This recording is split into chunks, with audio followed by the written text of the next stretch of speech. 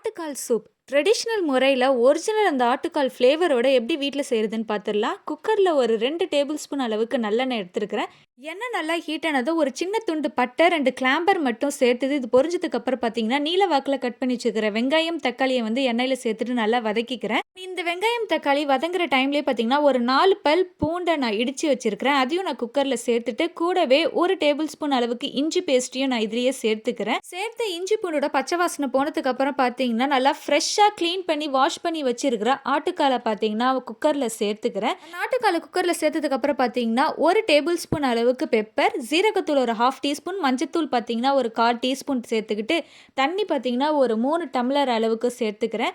கடைசியா கல்லுப்பு 1 table spoon, கொத்தமல்லி ஒரு கைப்பிடி அளவு மேல தூவி விட்டுட்டு, நான் குக்கர மூடி விட்டுர்றேன்.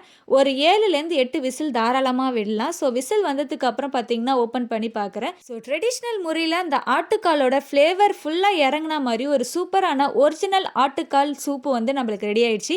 இந்த ரெசிபிய நீங்க ட்ரை பண்ணி பார்த்துட்டு எப்படி இருந்துச்சுன்னு கமெண்ட் பண்ணுங்க. அடுத்த வீடியோல பார்ப்போம். பாய்.